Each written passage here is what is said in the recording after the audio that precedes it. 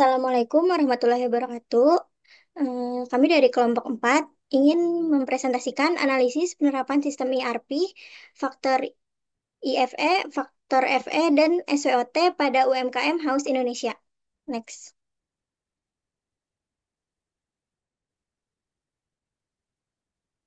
Dengan beranggotakan saya sendiri, Anita Pramedista Juharsa dengan CP 197, lalu ada Ina Gumeta dengan CP 213, lalu ada Muhammad Alwi Sihab dengan CP 227, lalu ada Neti Wanti dengan CP 230, lalu ada Suryaningsih dengan CP 242. Next. Selanjutnya ada latar belakang. Perkembangan UMKM di Indonesia sangat penting dalam mendukung ekonomi nasional meskipun menghadapi tantangan seperti persaingan, akses modal, dan penguasaan teknologi. Salah satu UMKM yang sukses di industri minuman adalah House Indonesia. Dengan visi menyediakan minuman kekinian berkualitas dengan harga terjangkau untuk mempertahankan daya saingnya, House Indonesia perlu melakukan analisis faktor internal dan eksternal melalui IFE, FE, serta SWOT guna merumuskan strategi yang lebih efektif dalam mencapai tujuan bisnis dan memperkuat posisinya di pasar. Selanjutnya akan dibacakan oleh Ina. Baiklah, di sini saya akan menjelaskan terkait analisis SWOT, implementasi terhadap House Indonesia, di mana sebelum kita membahas lebih lanjut, apa sih SWOT itu? Jadi, analisis SWOT adalah alat yang digunakan untuk mengidentifikasi dan menganalisis strengths atau kekuatan, weaknesses atau kelemahan, opportunities atau peluang, dan threats atau ancaman dalam suatu proyek atau bisnis. Nah, analisis SWOT ini membantu organisasi untuk memahami posisi mereka saat ini dan merencanakan strategi untuk masa depan dengan memaksimalkan kekuatan dan peluang serta meminimalkan kelemahan dan ancaman. Baik, langsung saja kita masuk implementasi SWOT ini terhadap House Indonesia. Yang pertama, strengths atau kekuatan, em, yaitu yang pertama ada efisiensi operasional, di mana ERP ini dapat meningkatkan efisiensi operasional dengan mengintegrasikan berbagai fungsi bisnis ke dalam satu sistem. Yang kedua ada integrasi data, di mana ERP ini memungkinkan integrasi data dari berbagai departemen sehingga memudahkan pengambilan keputusan yang lebih cepat dan akurat. Yang ketiga ada otomatisasi proses bisnis, di mana ERP dapat mengotomatisasi banyak proses bisnis. Lalu yang kedua ada weaknesses atau kelemahan, yaitu faktor pertamanya ada kurangnya keterampilan penggunaan, di mana implementasi ERP ini memerlukan pelatihan intensif bagi karyawan. Lalu yang kedua, biaya implementasi, di mana biaya awal untuk mengimplementasikan ERP ini bisa sangat lebih tinggi, termasuk biaya perangkat lunak, perangkat keras atau hardware, dan pelatihan. Lalu yang ketiga ada adaptasi sistem, di mana perusahaan memungkinkan menghadapi kesulitan dalam menyesuaikan proses bisnis mereka dengan sistem ERP yang baru. Lalu yang uh, analisis SWOT, yang ketiga yaitu opportunities atau peluang, um, yaitu terdiri dari peningkatan daya saing, di mana dengan data yang lebih baik dan analisis yang lebih mendalam, perusahaan ini dapat meningkatkan daya saing mereka di pasar. Kedua, ada ekspansi pasar, di mana ERP dapat mendukung ekspansi pasar dengan menyediakan informasi yang diperlukan untuk membuat keputusan strategis. Yang ketiga, ada perbaikan manajemen persediaan, di mana ERP dapat membantu mengoptimalkan manajemen persediaan, mengurangi biaya penyimpanan, dan meningkatkan layanan pelanggan. Dan yang terakhir, yaitu threats atau ancaman, terdiri dari perubahan regulasi, yaitu perubahan regulasi dapat mempengaruhi berbagai ERP. Hal ini harus diimplementasikan dan digunakan. Lalu yang kedua ada keamanan data, di mana implementasi ERP membawa risiko keamanan data yang harus dikelola dengan baik untuk mencegah kebocoran informasi.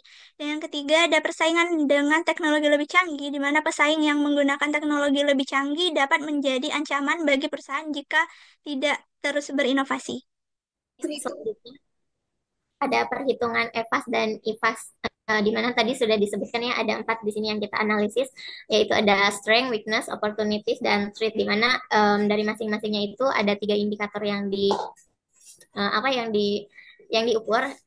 Di sini ada tingkat signifikan, bobot, rating, dan skor. Untuk angkanya bisa langsung dilihat saja, di mana tingkat signifikan ini menggambarkan seberapa penting atau seberapa signifikan suatu faktor, baik kekuatan, kelemahan, peluang, atau ancaman terhadap keseluruhan implementasi ERP. Lalu nilai 1 sampai 3 ini digunakan dengan angka lebih tinggi menunjukkan tingkat pentingnya faktor tersebut.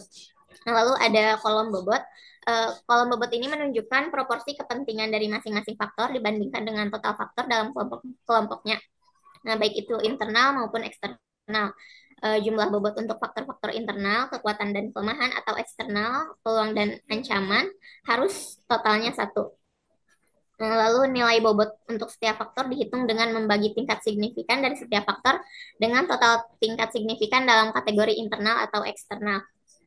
Nah, lalu untuk kolom rating itu nilai yang menunjukkan seberapa baik untuk kekuatan atau peluang, atau seberapa buruk untuk kelemahan atau ancaman pengaruh dari faktor tersebut. Nilai yang digunakan itu 1 sampai 5, digunakan dengan 1 itu sangat rendah, sedangkan 5 itu sangat tinggi. Lalu untuk skor itu dihitung dengan mengalihkan bobot dengan rating untuk setiap faktor. Lalu angka total untuk internal itu sebesar 2,54, menunjukkan bahwa faktor internal memiliki pengaruh cukup signifikan terhadap keberhasilan implementasi ERP dengan kelemahan yang sedikit lebih besar dari kekuatan. Lalu untuk eksternalnya itu sebesar 2,79, menunjukkan bahwa faktor eksternal khususnya peluang memberikan keuntungan yang signifikan, meskipun ada ancaman peluang masih jauh lebih kuat. Lalu untuk totalnya itu sendiri ada 5,34. Skor ini menggambarkan keseimbangan antara faktor-faktor SWOT yang telah dianalisis. Nilai ini mengindikasikan bahwa implementasi ERP memiliki potensi besar, meski terdapat beberapa kelemahan dan ancaman yang perlu diperhatikan. Sekian. Di bagian ini saya akan menjelaskan salah satu koordinat diagram kartesius mengenai analisis SWOT yang sudah dibuat pada tabel sebelumnya, yaitu dengan strategi eksternal menggunakan peluang dan ancaman atau opportunities dan threat dengan nilai pada sumbu Y 2,04 dan pada nilai sumbu X untuk strategi internal atau kekuatan dan kelemahan, yaitu strength dan weakness, itu 5,34. Jadi bisa dilihat pada diagram kartesius ini merupakan analisis yang sudah kita buat pada tabel-tabel dari segi bobot atau skor total yang kita buat dari awal sampai akhir.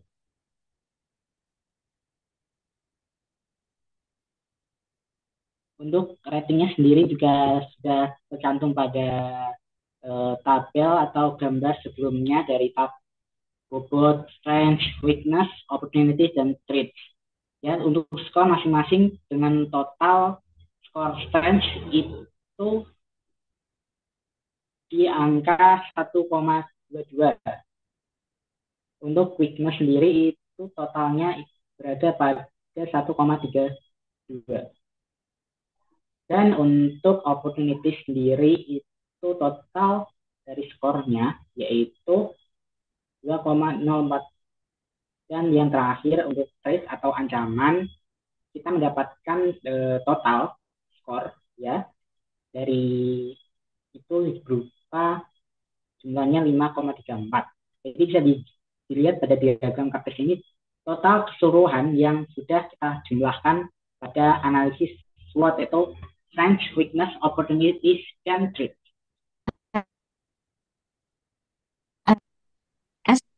Ini didapatkan dari berdasarkan perhitungan dari IVAS dan juga EVAS sebelumnya. Nah, untuk matrik SWOT yang pertama berdasarkan Internal Factor Analytic Summary atau IVAS, ada strength, yaitu S1, proses operasional yang lebih cepat dan pengurangan biaya. S2, data terpusat yang memudahkan akses dan pengambilan keputusan. S3, pengurangan kesalahan manual dan meningkatkan produktivitas. Kemudian selanjutnya ada weakness atau kelemahan. W1, kurangnya keterampilan pengguna yang memungkinkan pengguna untuk mengalami kesulitan dalam memanfaatkan sistem ERP.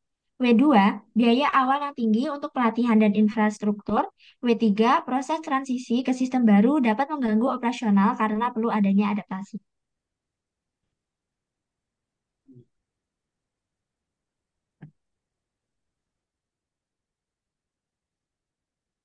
Selanjutnya, yaitu matriks SWOT berdasarkan EVAS atau External Factor Analytic Summary. Yang pertama ada opportunity atau peluang. O1 dengan menggunakan ERP dapat memberikan keunggulan kompetitif. O2 memungkinkan perusahaan untuk memasuki pasar baru dengan lebih efisien. O3, ERP dapat meningkatkan visibilitas dan pengelolaan persediaan. Selanjutnya ada threats atau kelemahan. T1, peraturan baru dapat mempengaruhi operasional dan biaya. T2, risiko keamanan data seperti pelanggaran data yang dapat merusak reputasi. T3, persaingan dari perusahaan lain yang lebih cepat beradaptasi dengan teknologi baru.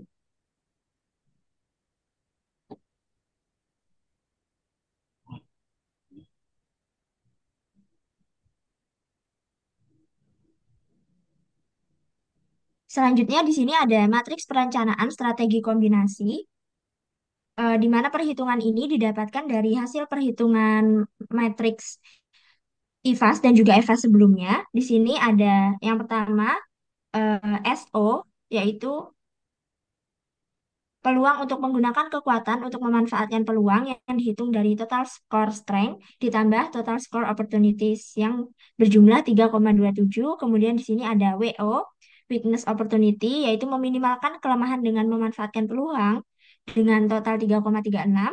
Selanjutnya ada ST, strength traits, yaitu menggunakan kekuatan untuk mengatasi ancaman dengan total skor 1,98. Selanjutnya ada WT, yaitu meminimalkan kelemahan dan menghindari ancaman dengan total skor 2,07. Selanjutnya, solusi strategi. Yang pertama, pengembangan keterampilan dapat melakukan pelatihan intensif untuk meningkatkan keterampilan pengguna. Yang kedua, manajemen biaya dengan mencari cara untuk mengurangi biaya implementasi seperti memilih solusi ERP yang lebih terjangkau. Yang ketiga, memanfaatkan peluang ekspansi pasar dengan sistem ERP untuk meningkatkan daya saing. Yang keempat, menginvestasikan lebih banyak dalam keamanan data untuk melindungi informasi perusahaan dan pelanggan. Next.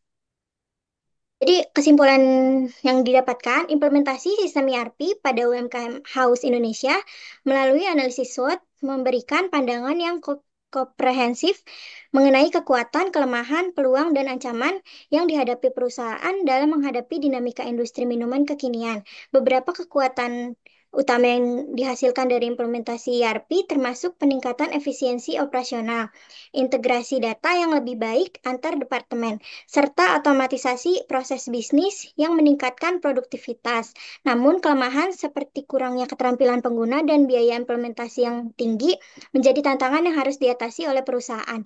Di sisi lain, ERP membuka peluang besar bagi House Indonesia, seperti peningkatan daya saing dan peluang ekspansi pasar. Namun, perusahaan harus waspada terhadap ancaman seperti perubahan regulasi, resiko keamanan data, serta persaingan dari perusahaan lain yang lebih canggih dalam teknologi.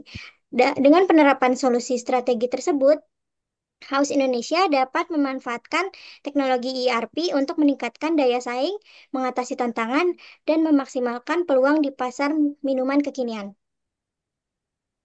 Next. Terima kasih. Oke, sekian presentasi analisis penerapan sistem ERP, matriks evaluasi faktor internal dan eksternal, serta SWOT pada UMKM House. Kurang lebihnya, mohon maaf. Wassalamualaikum warahmatullahi wabarakatuh.